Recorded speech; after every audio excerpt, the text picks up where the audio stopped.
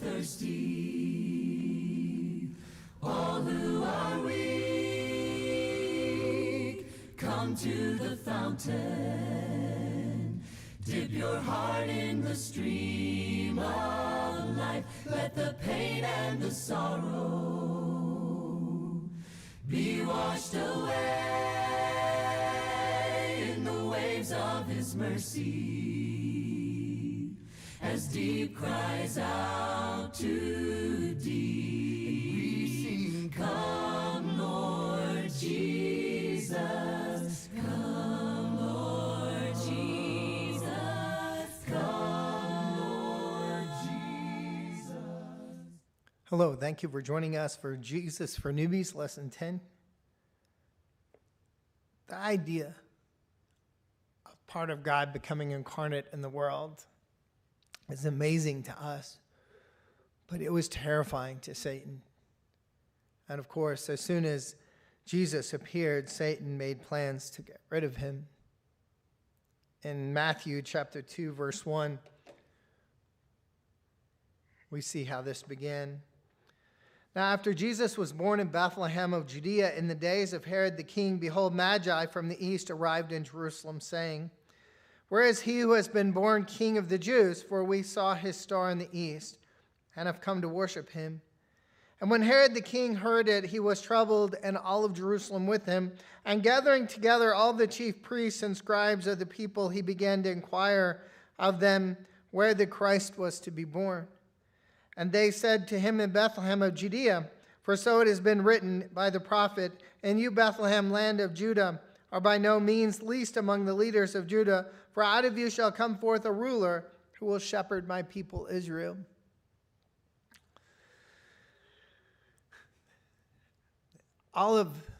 Throughout all of history, it was leading to this point. And this is what we've been studying, the exciting appearing of the gospel, the Christ Jesus.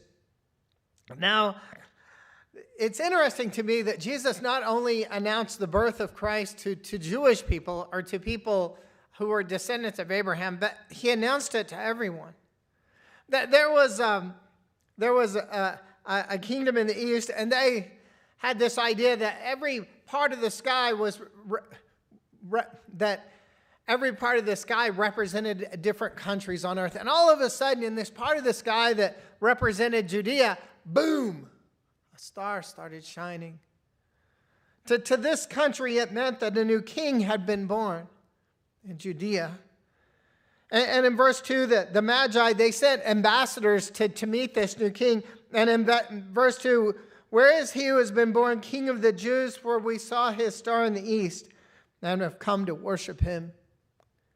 Well, there was a king there, Herod. And of course, Herod was an illegitimate king. He wasn't a direct descendant of King David. He was king because of his noble family and because he was appointed by Rome. And his power was tenuous.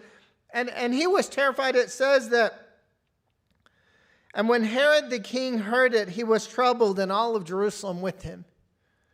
He was scared because he knew the prophecies. He knew that one day a Messiah would come. He knew that Messiah would be the legitimate king of Israel. He was upset, and all of Jerusalem with him. He made everyone upset. Then, gathering together verse 4, all the chief priests and the scribes of the people, he began to inquire them where the Christ was to be born. And they said to him, "In Bethlehem of Judea, for as it is written the prophet, and you, Bethlehem, land of Judah, are by no means least among the leaders of Judah, for out of you shall come forth a ruler who will shepherd my people Israel." So Herod knew a little bit about the idea of the Christ and the Messiah. So he went to the scribes and said, "Where's the Messiah going to be born?" And they said, "In Bethlehem," because it was prophesied. We've got to understand all these events were culminating for all of history. All the prophets, they had predicted the coming of the Christ. And that time was then. Herod knew that the legitimate king had been born, and he was scared, and he was upset, and all of Jerusalem with him. Let's look at verse 7. Then Herod secretly called the Magi and ascertained for them the time the star appeared. And he sent them to Bethlehem and said, "Go and make careful search for the child, and when you have found him, report to me that I too may come and worship him."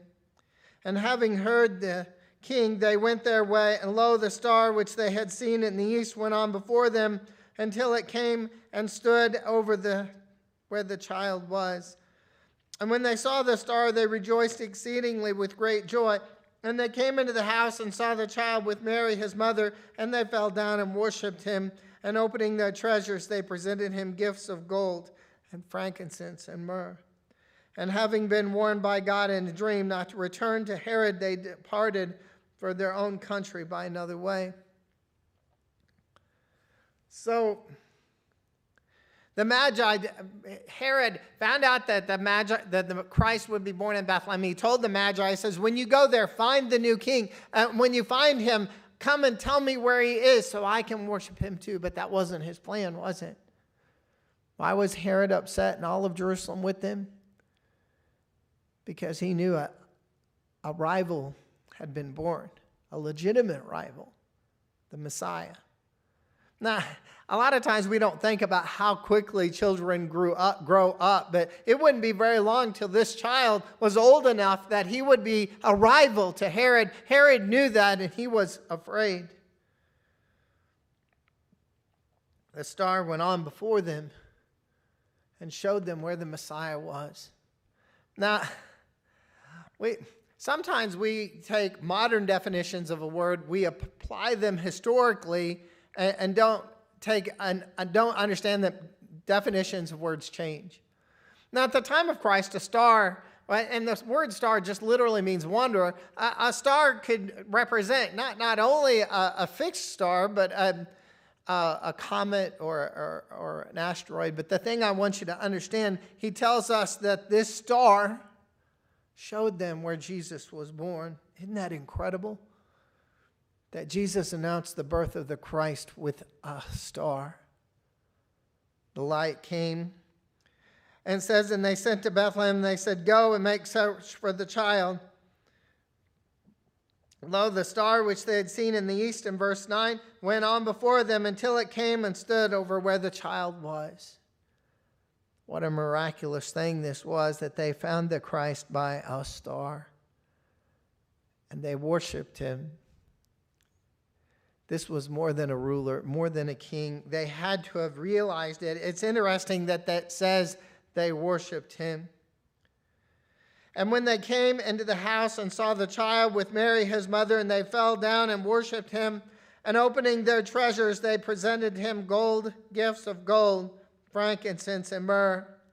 And having been warned by God in a dream not to return to Herod, they departed for their own country by another way. These were ambassadors. They worshipped his, and they had gifts. That's even common today. When ambassadors visit our country, they will bring gifts. And a lot of times those gifts are stored in presidential libraries. But he tells us here they presented these gifts and of gold, frankincense, and myrrh. Herod was going to try to kill Jesus. He was going to try to hunt him down because he was a rival to Herod. God provided for them these very expensive gifts of gold, frankincense, and myrrh so that they would have a way to pay for so they could pay for their journey. They would be on the run. And then they were warned by God to not go back to Herod. Why did Herod want to know where Jesus was? Herod wanted to murder Jesus. So the Magi went a different way back and did not go back as Herod had requested. In verse 13, now when they had departed, behold, an angel of the Lord appeared to Joseph in a dream, saying, "Arise, take the child and his mother, and flee to Egypt, and remain there until I tell you, for Herod is going to search for the child to destroy him." And he arose and took the child and his mother by night and departed for Egypt, and was there until the death of Herod that was spoken of through the Lord, the prophet, might be fulfilled, saying, "Out of Egypt I shall call my son." How difficult had this young couple's life be? How difficult for a young couple to have the responsibility of bringing the Messiah into the world? How difficult would it be to give birth while you're on a journey, while you're traveling? How difficult would it be to have to pick up everything you own and run for the life of your child because people were wanting to kill your child? Herod was evil enough to kill a child. But God warned them and told them to go and run away to Egypt. And they did. They followed God. And it was to fulfill the prophecy that out of Egypt did I call my son. Let's look at verse 16. Then when Herod saw that he'd been tricked by the Magi, he became enraged and sent and slew all the male children who were in Bethlehem and all its environs from 2 years old and under, according to the time which he had ascertained from the Magi. Then that which was spoken through Jeremiah the prophet was fulfilled. A voice was heard in Ramah, weeping and great mourning, Rachel weeping for her children, and she refused to be comforted because they were no more. I want you to see another picture here.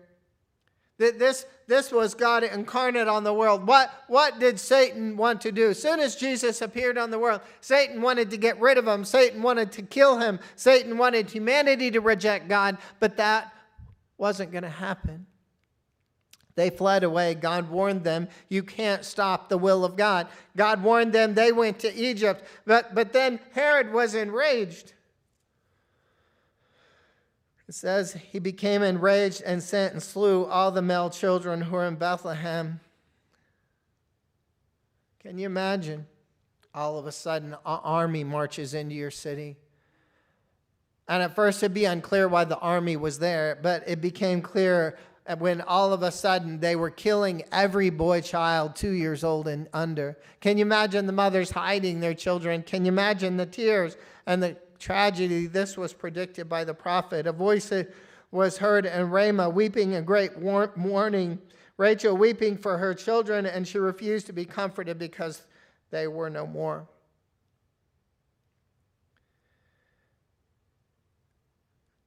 Satan, from the very moment Jesus became incarnate in the world, Satan tried to stop him. Satan tried to have humanity reject him. But nothing would stop the love of God for his children and for the gospel plan of salvation. But we have to feel a little bit sorry for Mary and Joseph for the difficulties they had. Let's go to verse 19. But when Herod was dead, behold, an angel of the Lord appeared in a dream to Joseph in Egypt, saying, Arise and take the child and his mother and go into the land of Israel, for those who sought the child's life are dead. And he arose and took the child and his mother and came into the land of Israel. But when he heard that Archelaus was reigning over Judea in place of his father Herod, he was afraid to go there.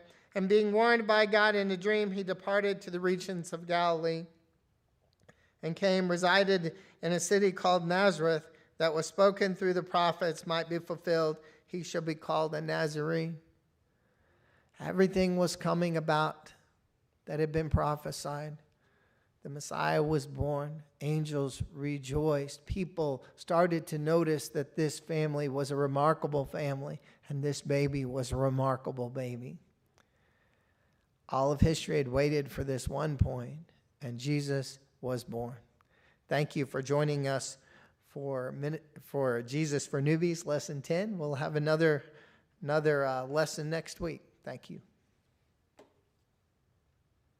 All who are thirsty, all who are weak,